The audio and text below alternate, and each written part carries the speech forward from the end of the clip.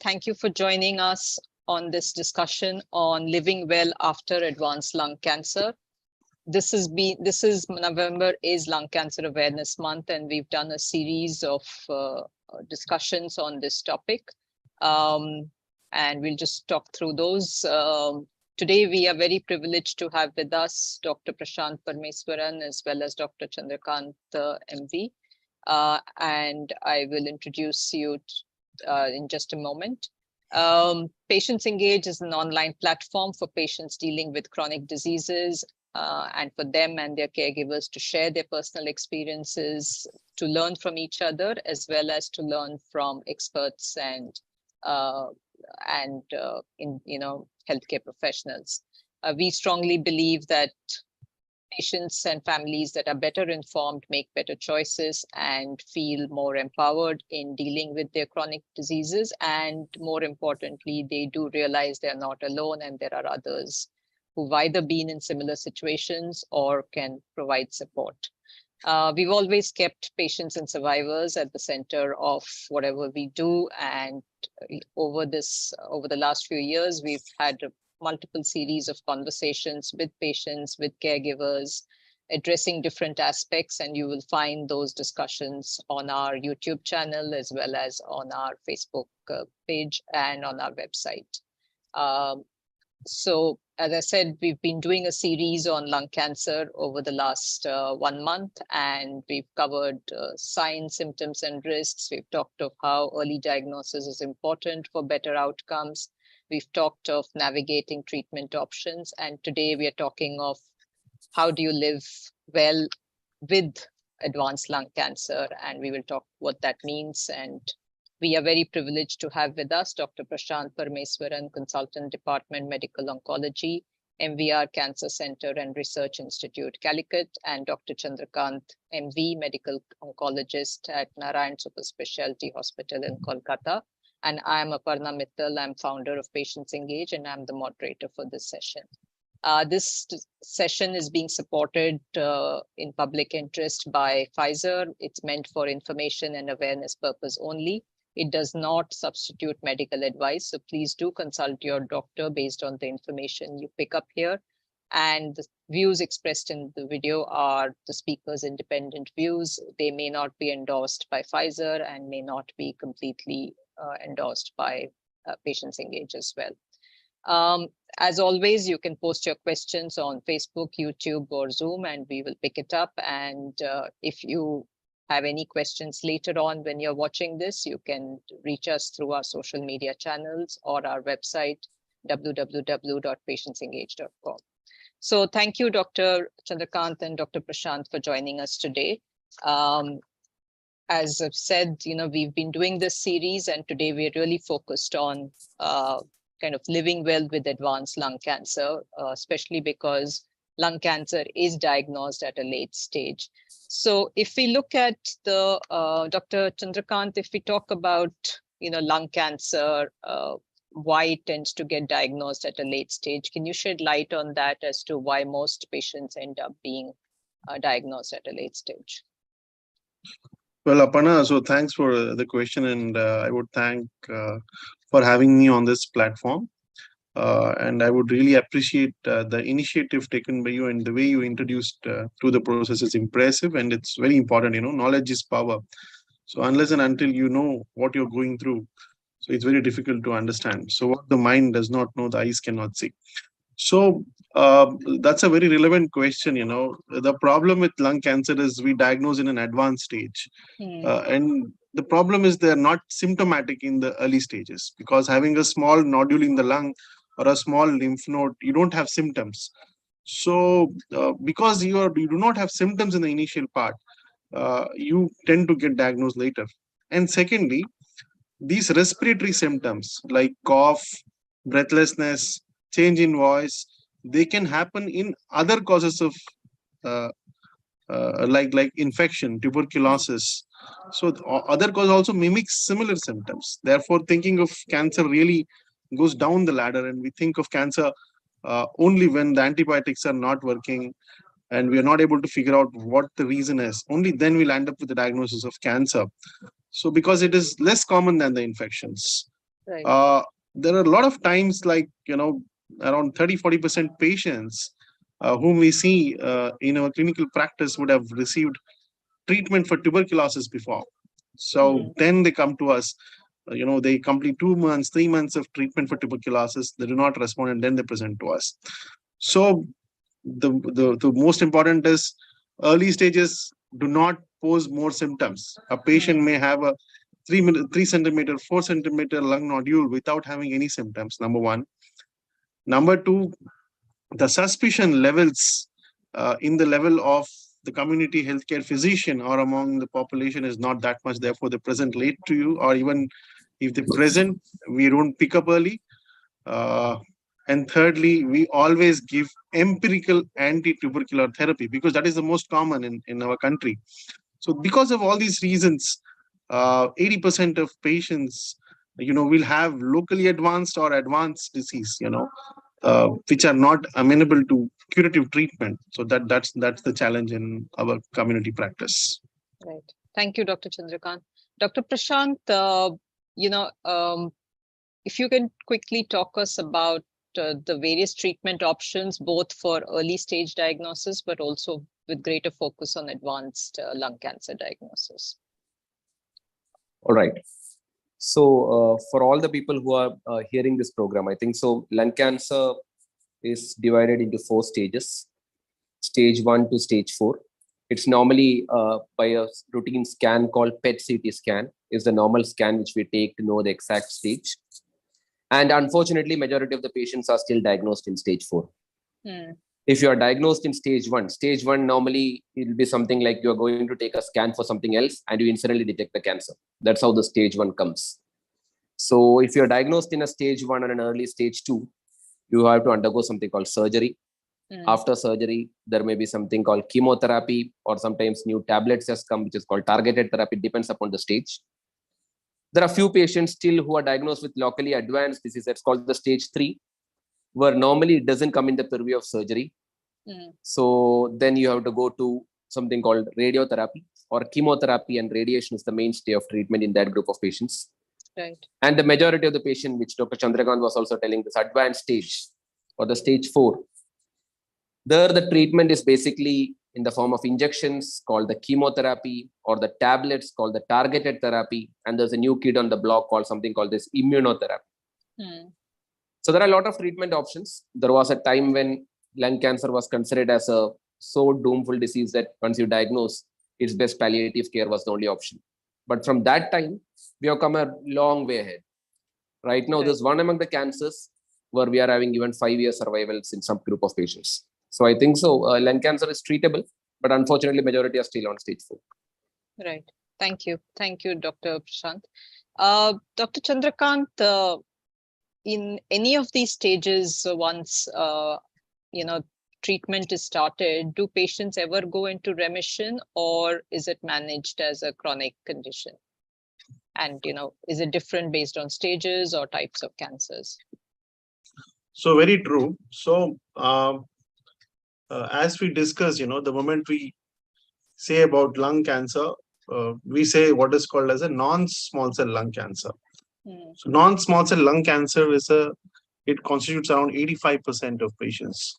So out of 10 patients, 8 to 9 patients have non-small cell, and the other very small percentage is small cell lung cancer. So this small cell happens exclusively in smokers, in those who have got a lot of tobacco exposure. In them, this small cell lung cancer happens. So small cell lung cancer is a totally different disease, and we treat it differently. It is not operable. It's very difficult to operate a small cell lung cancer because it's very fast multiplying. So let us exclude this small cell lung cancer from our discussion at present. Coming on to this non-small cell lung cancers, among this we have 2 types of non-small cell lung cancer mainly. One is a adenocarcinoma and other one is a squamous cell carcinoma. Adeno means a gland forming, after all, lung, we have alveolus, it's a gland forming, it forms mucus. So when it arises from these parts, then it is an adenocarcinoma, whereas squamous is mainly from the bronchi or the larger airways. That is what we call as squamous. So it totally depends on the way it looks under the microscope after you do a biopsy. So squamous is mainly among the smokers or not smokers, even non-smoking tobacco is equally harmful. So roughly adeno is mainly in non-smokers or less smokers and reformed smokers, what we say, and squamous is in heavy smokers. So this is about the type or the quality of the disease. Right. Then coming on to the extent of disease spread is what is called staging, as Dr. Prashant was saying, PET CT, So unless you do some CT scan, it is very difficult to pick up cancer.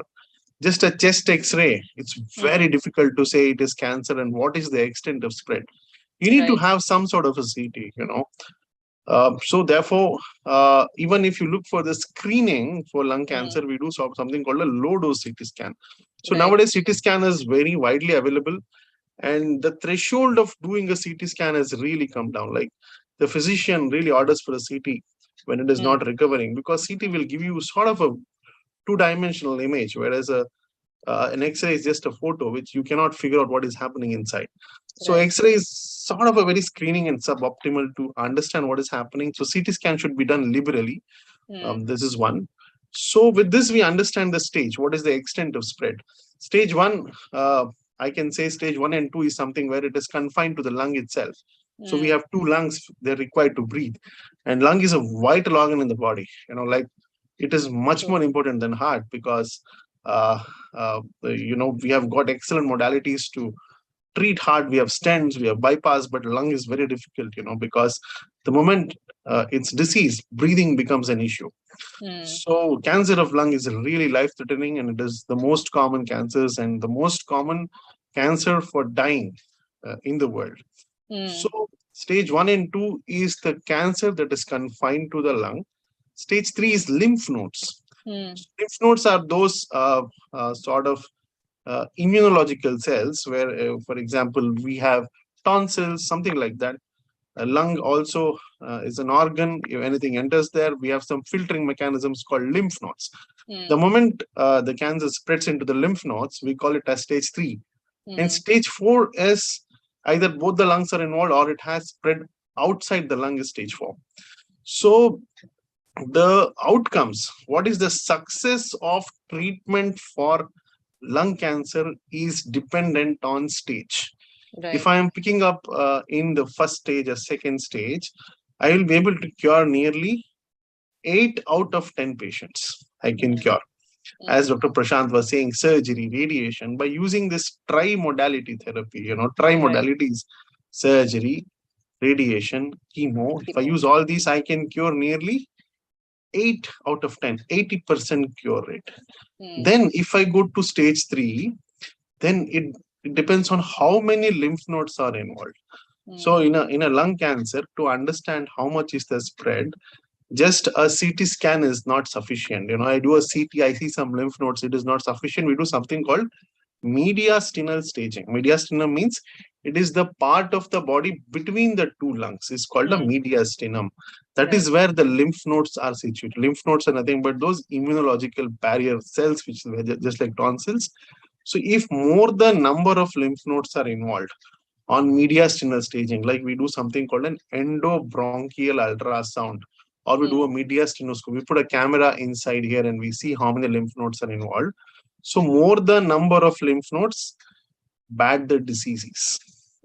And the moment it is out of the chest, it becomes worse. So the best chance of cure is when it is confined to the lung. Then middle one, where lymph nodes are involved, and the number of lymph nodes involvement has a poorer prognosis. And if it is spread beyond the chest or both the lungs are involved, then it is an advanced disease. So the success of treatment for lung cancer depends on the amount of spread of lung cancer. Right. Thank you. Dr. Prashant, if somebody's been diagnosed with advanced lung cancer, what are the treatment options? I know you talked of, there's a whole bunch of options, but if it is advanced, what are we left with? And, when does this role of genetic mutation come in? Dr. Prashant?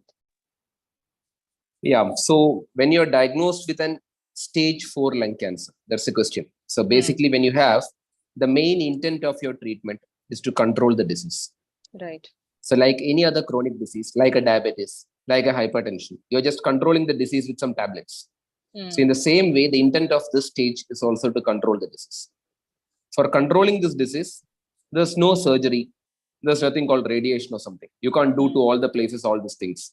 Right. So normally we have to rely on either injection or tablets. Injection from the olden time itself, you're using is something called chemotherapy, where you inject once in 3 weeks, once in 2 weeks, something like that. Injections goes on, and the response will be assessed by a serial CT scans 2-3 months follow-up. Last 10 years, there has been a paradigm shift where we understood that all lung cancers are not same. You have different biology lung cancers. There is something called EGFR lung cancers. There is something called ALK lung cancers, ROS lung cancers. Even though this is more common in non-smokers, sometimes it can be positive even in smokers. So normally in any patients with a stage 4 lung cancer, we take a biopsy tissue and we send for all the molecular studies. It's called lung gene panel. It has many panels which has been already approved. And we see any of this is positive. Right. If this is positive, it's a good news for you. You have got a tablet which can act against that. So you don't have to rely on chemotherapy. You can go with that tablet. But majority of the times, this is positive only, as I told earlier, in mainly in the non-smokers or the females, and the majority of the other smokers and other population, it may not be positive. If it's not positive, you have to rely back on your chemotherapy. Something new has come that's called immunotherapy. For people who are hearing, just for their knowledge that it's a new modality of treating cancer, where you have to give some injections once in 2 weeks and 3 weeks or something. And it has shown to have good response in some patients. But who responds, we don't know. We don't have a good biomarker as such. But there are some tests to tell that whether you will respond well or not. So there is something called immunotherapy. So it's basically a juggling of all these medicines. Either tablets for some, it will be chemo for some, it will be immuno for some, it may be chemo plus immuno for some. Sometimes we'll start with tablet, then you have to shift to chemo. So it is something like a long-term process, but it can be well controlled. That is my take-home point, actually. Right. And just a clarification on that, Dr. Prashant, you said that there is no clear biomarkers or for immunotherapy. So there's only you only have to try it out before you know that it will work. How does that work? It's basically the field is just evolving. So we have just found this drug last 2 years, 3 years. It has been on a mainstream. Right. We have something called a PDL1. There is a test called PDL1. Right. We rely on that test. But in our clinical practice, we have seen that even with a good PDL1, some people are not responding. Even a small PDL1 people is doing well. So there are more biomarkers we have to identify. The research is going on.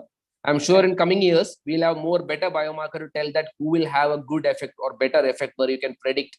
Because all these medicines, as it's newly discovered, are costly treatment. Right. So we have to be very careful in using this in a population. So as of now, there's no good, reliable biomarker, but still research is going on. Right. Thank you. And Dr. Chandrakanth, in these, if people are kind of quote unquote, as Dr. Prashant said, lucky to be diagnosed with any, one of these mutations and are eligible for, say, targeted therapy, then what is the quality of life? Are they able to continue work based on, your experience with your practice? Are they able to, manage the side effects as well as live reasonably functional lives, or it varies? Can you talk about that a little bit? Sure. So, in continuation with what Dr. Prashant was saying,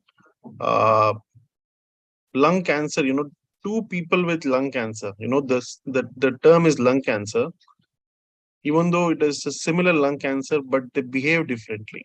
They need to be treated differently. What we say is one size does not fit all. So we are coming into what is called as a personalized cancer therapy. Like it's like taste of the food, For some, biscuit may be fine. For some, chocolate may be good, and for some wants roti. So, just like the taste and the behavior and the character of the person, the cancer behavior is also different among two different individuals. So we are not looking at cancer as a single disease right now. We are actually looking what is called as personalized treatment. What is Right. the nature of cancer in that particular individual? Right. So just to give an example, if you have a young lady who has never smoked versus an elderly gentleman who has smoked, the behavior is completely different. So in a young never smoked, tablets, what is called target therapy, is going to do really good. Whereas elderly gentlemen who has smoked, there you may need immunotherapy and chemotherapy. So lung cancer is a heterogeneous disease. Right. Even though it is lung cancer among two individuals, their behavior is different, their treatment is different, their outcomes are different. Therefore, one of my patient comes and says, "Doctor, my neighbor was there. He had so and so cancer. He didn't do well." I say, it's a different disease. You cannot compare apples and oranges. So we should first understand that lung cancer is not a homogeneous disease. It is dependent on each person, and the Right. behavior is different for each individual. Right. So now, let us say a young, never smoking female, let's say a 35-year-old lady, newly married, and it happens so many times, a newly married lady drops into the OPD with cough and breathlessness, and you find lung cancer in that. And that's really horror, because she's married or she just conceived and now diagnosed with lung cancer. So fortunately, those patients, younger people who have never got exposure to tobacco, really do good. The reason is they have called what is called driver mutations. So we need to do something called as a genetic testing in the tumor tissue. What we do is we do a biopsy. We take the part of cancer tissue and we do what is known as a genetic analysis by a next generation sequencing or a PCR or whatever method we use. We find out what is the gene defective in it. And once we find out the gene, something like a EGFR or a ALK or a ROS or a MET, whatever, there are some 10 to 12 targetable mutations in the present day. I detect it and I give targeted drugs. And the targeted drugs are usually tablets. When we give, the response is miraculous. So it's like just like a diabetes or a blood pressure, how you keep eating a tablet and your sugars are controlled. Something like that, the lung cancer also is under control. So you may not believe, I had one of my colleague working in the clinical trial department, having oral tablets. Uh, she just revealed me after 1.5 years of working that she's diagnosed with a cancer and she's on tablets. So you cannot even recognize that these patients are cancer patients. They live amongst us and they take tablets just like diabetes and hypertension. So that is the quality of life. If you can clinch that target mutation, that which we must try and do in all possibilities, and if you can give the drug, and the term is target therapy. What does target Right. means? If I say chemo, it means destroys both the cancer cells and normal cells. With chemotherapy, my hairs fall, my blood counts come down, I have ulcers in my mouth. But fortunately, with target therapy, we don't have so many side effects. It targets cancer cells. That's the reason why it's called target therapy. So Right. you have excellent outcomes with very well tolerable side effects, and you can live among people, and people may not even know that you are taking pills. So one of my orthopedic surgeon, he has been with this, so he takes the pill and goes for a big surgery. The surgery takes 7 to 8 hours, so he can do it and has been leading a normal life. So that's the way how we have evolved in treating lung cancer. And this has been the first time where we are able to find so many mutations, and we Right. are able to target these mutations. So as Dr. Prashant was saying, there was a time when the moment we heard lung cancer, we Correct. said there is nothing to be done. You need to wait for your death. Mm, That was the saying what we used to do. But now there is so much of treatment that we are thinking of leading normal life mm, amongst the individual and competing with the peers. So it's really surprising. And we are the generation, I have come across both the scenarios. Like, mm, there was a time when targeted therapy wasn't there when I was in the initial part of my schooling. And right. then when I went on, and I saw the evolution of targeted therapy, new mutations coming on and immunotherapy coming on. So we have seen sort of both the spectrum of True. patients, where there was nothing to do and there is so much to do right now. And the True. moment I see lung cancer in my practice in the present day, I always feel ease. I'm happy to treat these patients because there is so much to do for these patients, and I'm so confident that my patients are going to have some good normal life, even though they're Right. diagnosed with advanced disease. Right. Thank you. Thank you, Dr. Chandrakanth. I think that is really true that, we've seen the change. I mean, we've seen the change in the last 8 years in terms of not struggling to get patients of lung cancer to tell their stories to now, there are quite a few who step forward to talk about it. So, and obviously that's because survivorship improves and therefore they are ready to talk. Dr. Prashant, in terms of, as patients on, say, targeted therapy are dealing with their treatment, what are the lifestyle changes or the role of nutrition and exercise during this period?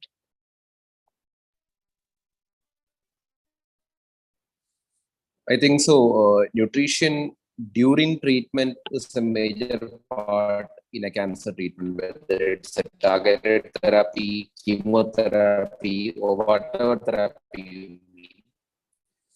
The basic intent is that you should not have weight loss.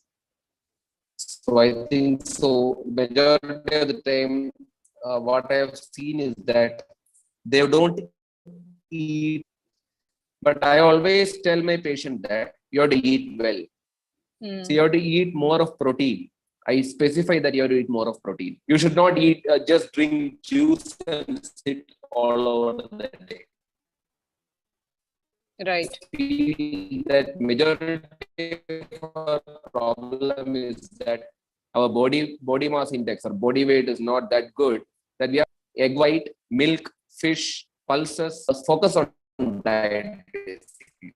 There's nothing called restriction. You can eat non-veg. You can eat veg.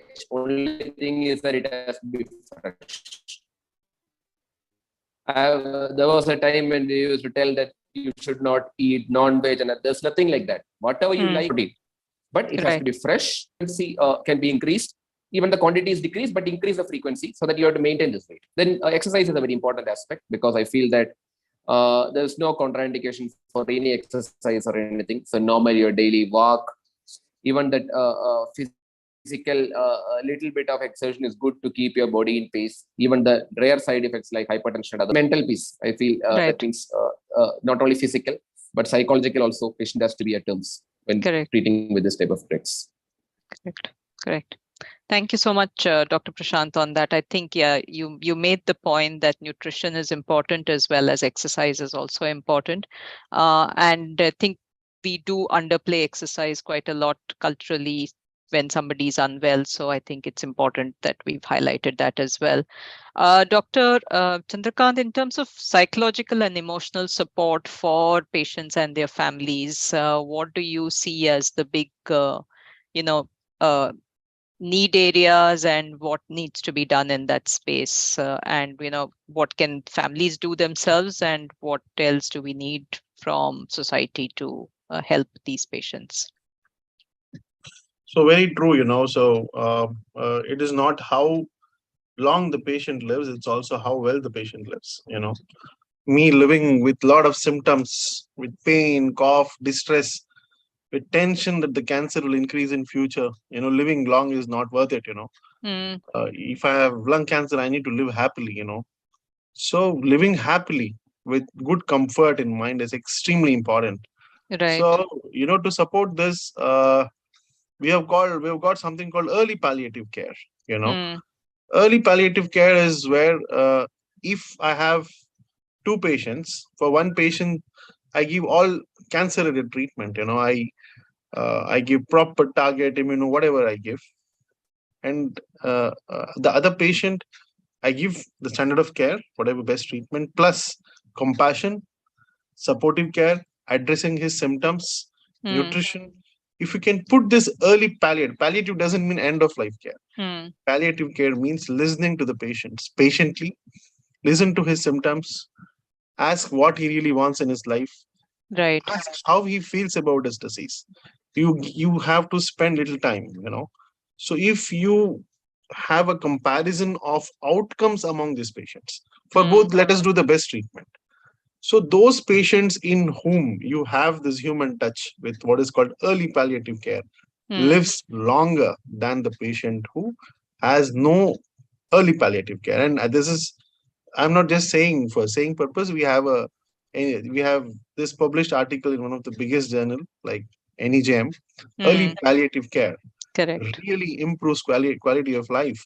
Yeah. And if you look into the magnitude of improvement in lifespan of the patient, it is not less than any expensive immunotherapy. Hmm. So what I say is talk to the patient, Hmm. understand him, and make him relieved of his symptoms. Whatever symptom, it may be constipation which is really bothering him. Listen Right. to him Hmm. and treat it. Treating this will make him live longer, and it is more effective than any fancy tablet or an immunotherapy. I'm not saying that you shouldn't do it, but compassion and Hmm. humanity really improves lifespan. And we True. speak of immunotherapy in lung cancer. What is immunotherapy? I am trying to make my immunity strong. And how does my immunity become strong? With a proper mindset. Hmm. I need to be stress relieved. Only then my immunity is going to be better.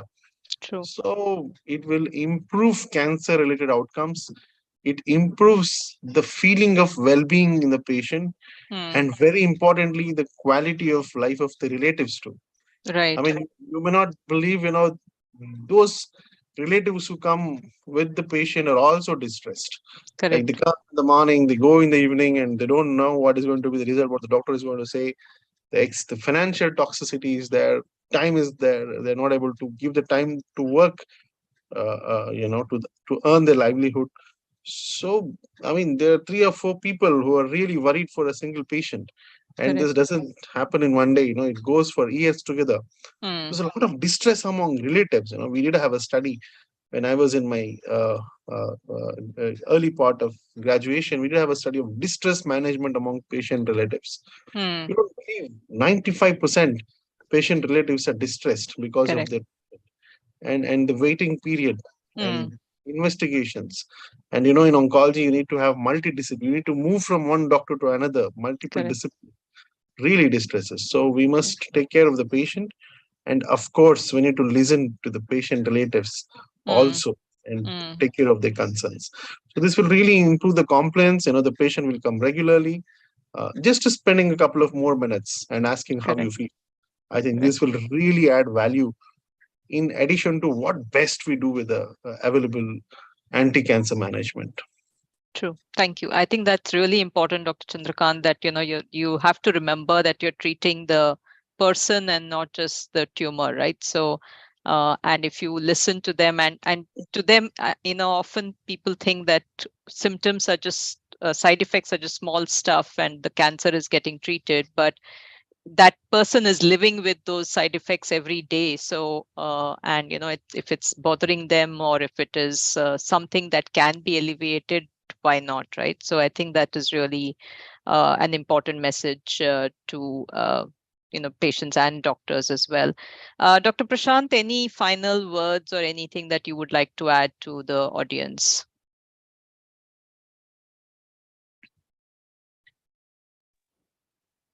No, I'll just sum up something like having a cancer is not in any of the people's hands. You have Hmm. just it is just a fate that has happened. But the thing is, the research is going up in such a pace that many of the early detected cancers are curable, and Hmm. even an advanced cancer, especially in this context, lung cancer, we have got a lot of armamentarium in our treatment. So I think Right. so. You should not lose hope. The basic aim is that try to make it like a diabetes or hypertension, that you can Right. live many years with cancer. And I think so in coming future years, it's going to happen. When? That's the only question. Right. Thank you, Dr. Prashant. Dr. Chandrakanth, any final words? So, well, Any takeaways?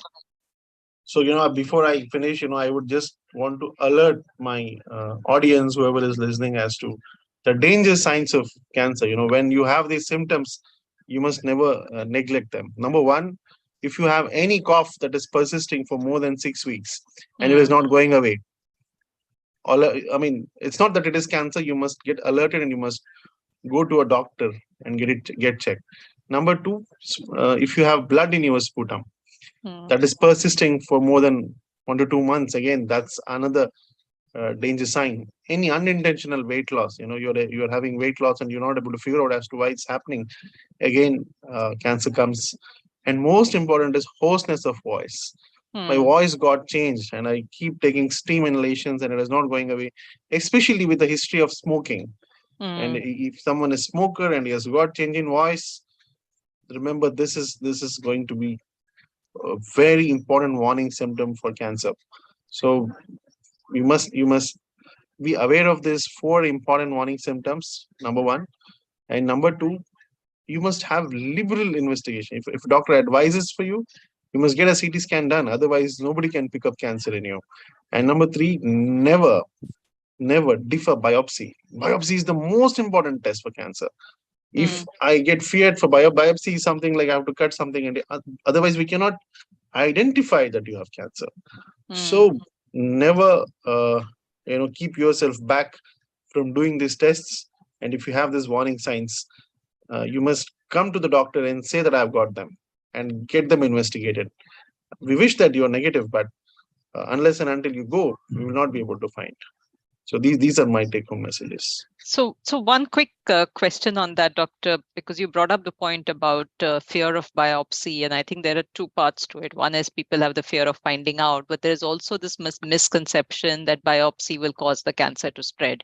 So if you can just quickly address that as well, since you've brought that up. It's a myth, it's a myth. So biopsy is the most important test to diagnose cancer. And this, in multiple studies, has shown that it doesn't reduce any sort of outcomes. Biopsy is compulsory. Without doing a biopsy, you cannot diagnose cancer. So this is the most compulsory thing, you cannot just avoid it. And nowadays we have something called core biopsy, where there is no need of cutting. It's just a small needle goes and comes out. So this doesn't cause cancer spread. If that happens, we will not advise you, Right. So it is a standard of care in all the cancers.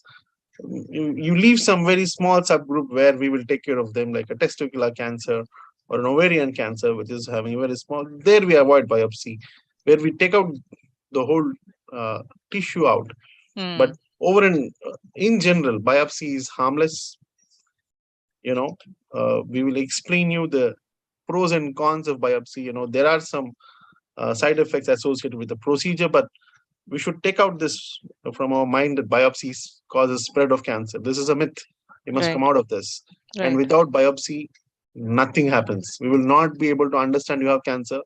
We will not be able to understand what type of cancer and what genetic mutation you have.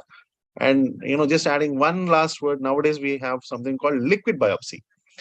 Liquid biopsy, we cannot say you have cancer or not. We can only find out the genetic mutation, but it is complementary to the tissue biopsy.